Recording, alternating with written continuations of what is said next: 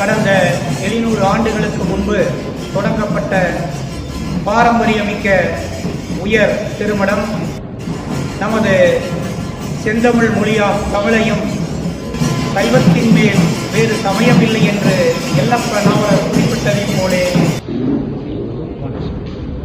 போற்றியோர் நமசிவாய பேரூர் உறைவாய் பட்டி பெருமான் உரைகின்ற திருக்கோயிலின் முன்பாக இருக்கின்ற பேரூர் திருமடம் கடந்த 700 ஆண்டுகளுக்கு முன்பு தொடங்கப்பட்ட பாரம்பரியமிக்க உயர் திருமடம் நமது செந்தமிழ் மொழியாம் தமிழையும் சைவத்தின் மேல் வேறு சமயமில்லை என்று எல்லப்ப நாவலர் குறிப்பிட்டதைப் போலே சைவத்தையும் உலகம் முழுவதும் பரப்பிக் கொண்டிருக்கும் ஒரு உன்னத திருமணம். அந்த திருமணத்தினுடைய 25வது குருமகா சன்னிதானங்களாக இருந்து எங்களை எல்லாம் வழிநடத்தி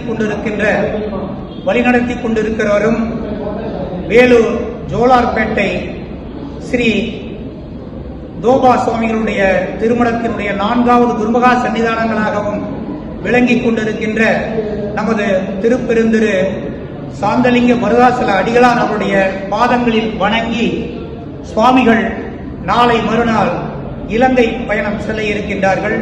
அந்த இலங்கை பயணம் குறித்து சுவாமிகளுடைய கருத்துக்களை தற்போது கேட்போம். திருச்சிற்றம்பலம்.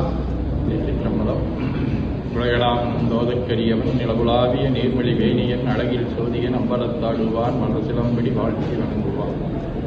போற்றுதலுக்கும் நாளும் நம்மை நன்னெறிப்படுத்தலுக்கும் முடியாது மிக அம்பலவான பெருமான் ஆடவர் தருவர் அம்மையப்பருடைய இன்னருளாலும் உயிர்க்கு துணையாக திகழ்ந்து கொண்டிருக்கும் சமயக்குறவர்கள், திருமுறையாசிரியர்கள், நாயன்மார்கள், சந்தானக்குறவர்கள், ஆதீனக்குறவர்கள், திருவள்ளூர் துர்காபிராதிய சான்றோர் பெருமக்களுடைய நல்லருளாலும் திருக்கைலாய பரம்பரை மெய்கண்ட சந்தானம் பேரூர் ஆதீனம் ஆதி குருமுதல்வர் சாந்தலிங்க பெருமானுடைய தன்னருளாலும் கைலை குருமணி தமிழர் வழிபாட்டு தந்தை 24ஆம் குருமகா சன்னிதானங்களுடைய பொன்னார் திருவடி குருவர்களாலும் சைவமும் தமிழும் தலைத்தோங்கக்கூடிய இலங்கை நாட்டிலே யாழ்ப்பாணம் பகுதியிலே அங்குள்ள பிரணவம் அறக்கட்டளையின் மூலமாக வருகின்ற ஆகஸ்ட் மாதம் 15ஆம் தேதியன்று சர்வதேச முதலாவது சைவ மாநாடு ஒன்று ஏற்பாடு செய்யப்பட்டிருக்கின்றது. அதிலே கலந்து கொள்வதற்காக நாளை ஆகஸ்ட் 14ஆம் தேதியன்று இங்கே இருந்து புறப்படுகின்றோம்.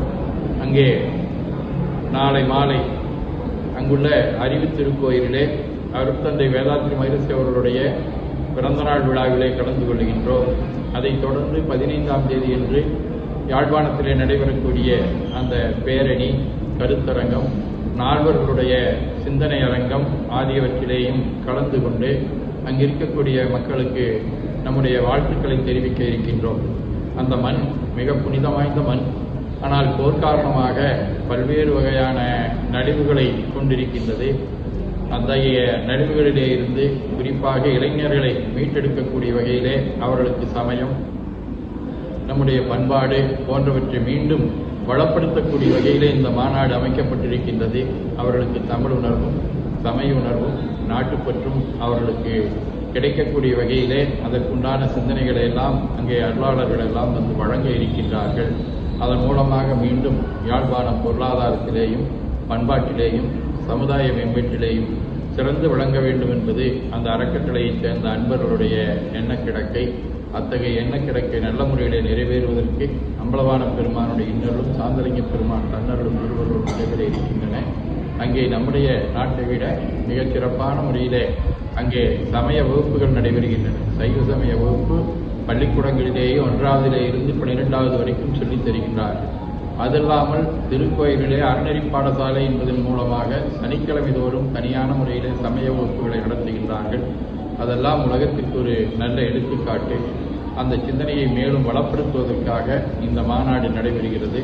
இந்த மாநாட்டில் வாய்ப்பானவர்கள் கலந்து சிறப்பிக்க வேண்டுகின்றோம்.